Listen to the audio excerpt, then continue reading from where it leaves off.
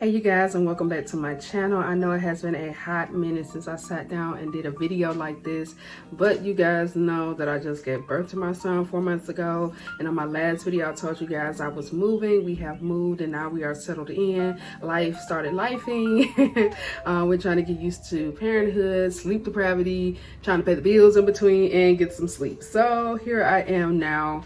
4 months later, just kind of getting back into the flow of things. My husband is here, and my little one is asleep, and so since my husband is here, I got an extra set of eyes and ears, so I feel more comfortable now doing this video. I'm gonna knock out a few videos today, some stuff that I've been wanting to talk about for a long time, but I just haven't gotten around to it. So what is new with me? Okay, so where I left off on my last videos, I was telling you guys that I was moving. We have moved and since then, and now we're all settled in. As you can see, I have my little one's crib back here. It's kind of messy. I have this laundry in there, and then we got the room kind of situated. So we downsized from a 3-bedroom to a 2-bedroom. So my office and his room are sharing a space, and little one is doing well. He just had his 4-month checkup, and he is weighing a whopping 20 pounds. I was just for sure his pediatrician was just gonna go in on me, but she was like, you know, my husband came too, so you guys may not be able to tell from one of our videos that we did together, but my husband is 6 feet tall, and he's a pretty healthy sized guy. And so when she saw him, you know, she kind of laid off a little bit, because usually I go to his pediatrician appointments with my mom, and you know, she's always going in like, he needs to not eat this much and don't give him baby food to 6 months. And I have not been giving him baby food. My baby's just solid. I'm gonna insert some pictures here.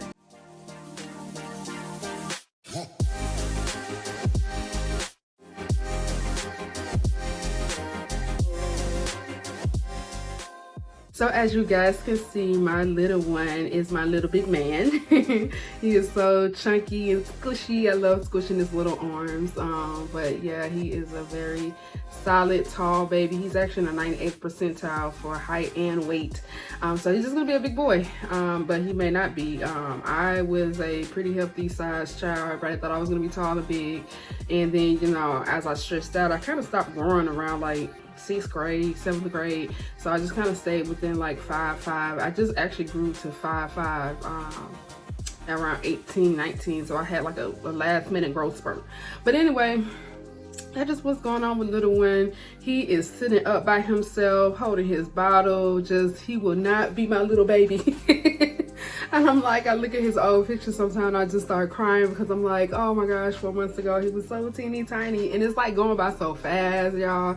It's going by so fast that, you know, like I see him growing up, but like I don't really understand the weight of it till I like look at an older picture. Like, I say older, but like a few months ago, like where he was a few months ago. And then I'm like, oh my gosh, my baby.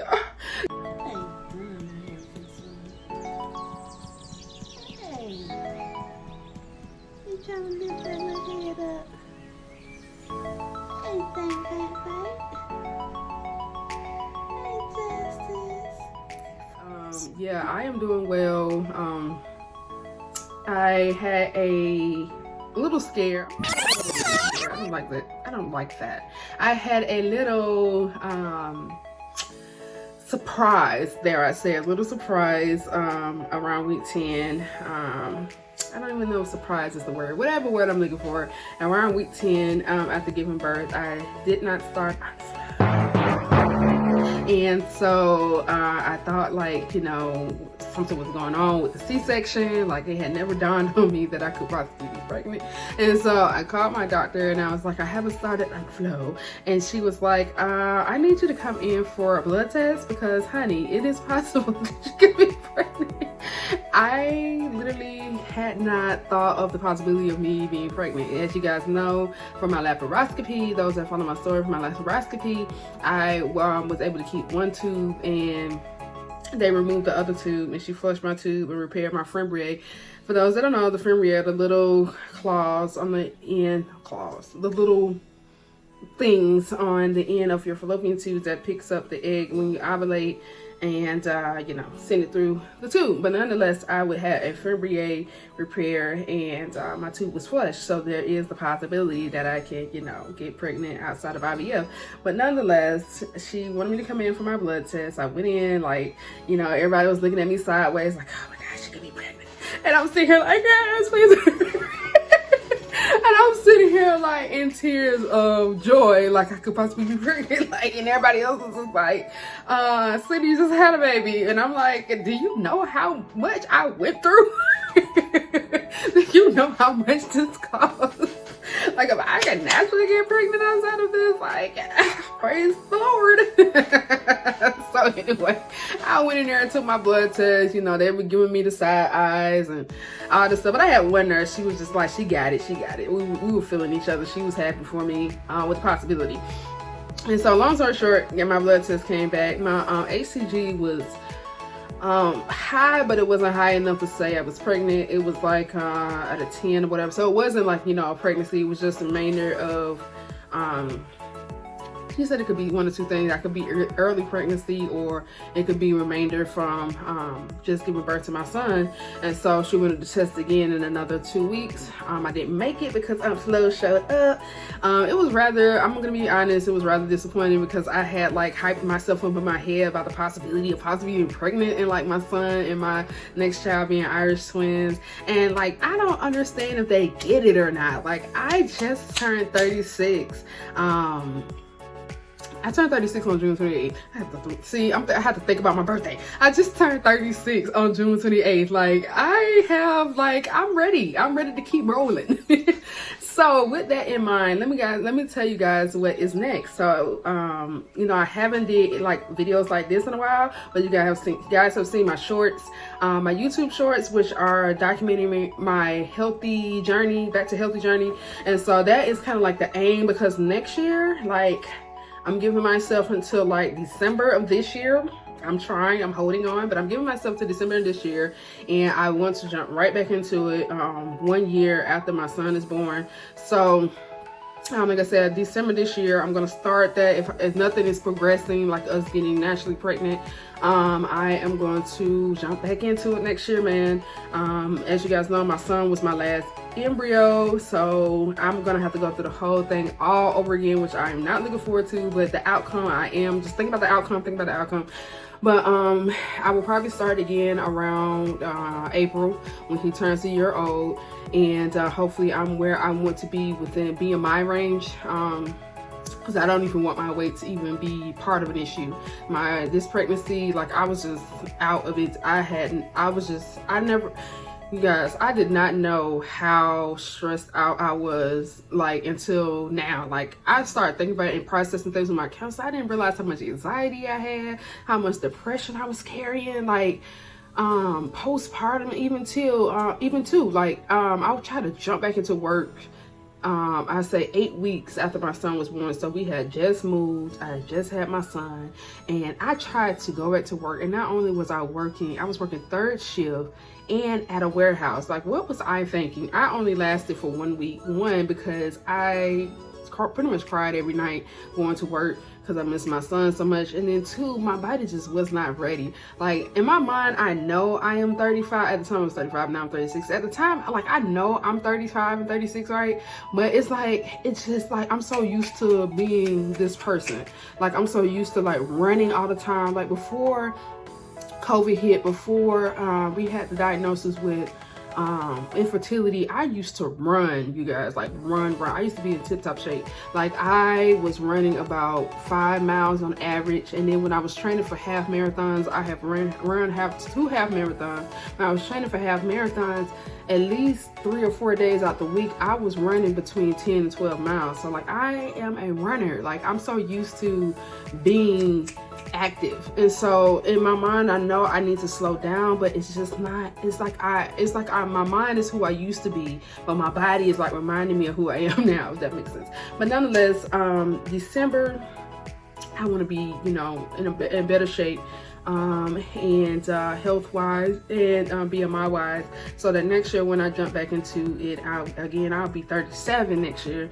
If we start in April, May, June, my birthday is in June, so literally I'll be 37 years old, and I really want to go ahead and do an egg retrieval. Even if we don't move forward with IVF, I want to do an egg retrieval so that I have, you know, my eggs there as we progress along. And so I did not want to be in my 40s having kids, but now I'm like, I don't care, because like I used to think like everybody else, like, you know, when you're a kid, like 40 is like ancient. Like go get my AARP card. But 40 is not as bad as I thought. Like I'm 36 and I'm like, this is the best time of my life. I feel like I know who I am. I feel like I don't care anymore. I'm in a good space at 36. Like, I don't know why I thought 36 was old. I feel like I'm just starting. I feel like I have just arrived. Like, I am just starting to get life. And so like, now I don't even care, because like, even the other day, I was somewhere and they saw my son. They was like, oh, he's so cute. I'm like, oh, he's my first. He's my little 10-year answer the prayer. She was like, 10-year answer the prayer, 10 years less, sweetie. I'm like, hey, I'm 36. So she was like stunned that I was 36, and she was like, oh my gosh, you don't look that old. I'm like, baby girl, 36 is not old. I'm not gonna be wrinkled all up at 36. But I get what she was saying. But nonetheless, in all seriousness, next year I do want to start for number 2. Just want to, hopefully, Lord willing, me personally, if I had it my way, I would have 10 kids. Yes, I stated I would have 10 kids. I love babies. I love kids. It is beyond, like, I know everything I went through, like even to IVF, the surgeries, the procedures, the medicated cycles, the IUIs, the failed transfer, and like then, you know, the icing on cake was the C-section. I know, like, I've been through a lot, and you know, initially it traumatized me. I'm not gonna lie, like after having my son, like I was literally traumatized by my birth. My birth outcome, and so I was literally traumatized, but I would do it again. You know, I know that sounds crazy, but I would honestly do that all over again. My son is, y'all, every time I think about my baby, I start crying. I love that little boy, so I love my son so much. Like, I would do it all over again for the same outcome. Like, I love my baby. Like, he is always up under me, or either under his dad. Like, I just never knew I could feel such joy. Like, seriously. He is like the best son ever. Like, he sleeps through the night. I don't sleep through the night, because like everything, when he started sleeping through the night, I stopped, because my mom was like, are you okay? Are you okay? I'm always looking at him. But nonetheless, like, he sleeps through the night. He is just the most laid back, smart little baby ever. He is always smiling and laughing, trying to sing and trying to talk. He done found his voice, so he talking. I'm gonna insert some clips of him talking here.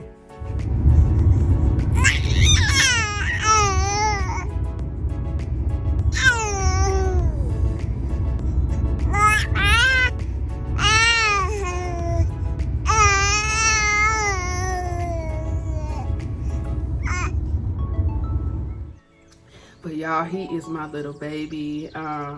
He is growing up so fast. Like, I know, like I say fast, he's only 4 months, but it just doesn't really seem like 4 months has went by that quickly. But nonetheless, that is what is new, what is in the plans. Lord willing, y'all pray on it. Y'all please pray for me. I do want to try again. I'm hoping that we don't have to go through IVF. I'm hoping, like, you know, my body do what it needs to do. I'm also going to apply for jobs that have infertility insurance, which is pretty much at this point probably going to be Starbucks, because as one person said on TikTok, they allow you to work part-time and you still get the insurance. So I cannot work full-time with my son. I just can't leave him like that. So I'm going to try to work at Starbucks on like a Thursday, Friday, Saturday, or like a Monday, Tuesday, Wednesday, Thursday situation, or pretty much I'll just be working for the insurance. But I mean, you know, my last go round with everything, it all included the surgeries, the IUIs, you know, that's out of pocket. Even our ultrasounds were out of pocket sometimes. And so No, all the time. My ultrasounds are out of pocket. All of them are out of pocket. And so each appointment, I think my ultrasounds were like $150 some odd dollars. I don't know, it was a crazy amount. Everything was out of pocket. So when I sat down and did the calculations, we spent almost $30,000 out of pocket. Like, that can only be God, because like we broke. You know, everything that happened in 2020, you know, it sucked. Like, it really did. I'm not gonna even sit here and try to, you know, spiritualize it or try to make it, you know, this deep thing. It really sucked. All the things that happened in 2020, it sucked. But the way that it worked out, like, that can only be God, because like we moved from Ohio, which we never said we were gonna move back to Georgia. We said we were done like moving, and so God allowed us to sell our house in 3 months or less. It was 2 months. It was about 2 months. We sold our house. Everything, COVID shut down, so we had time to pack our bags, you know, pack our house up and sell our home, our other home.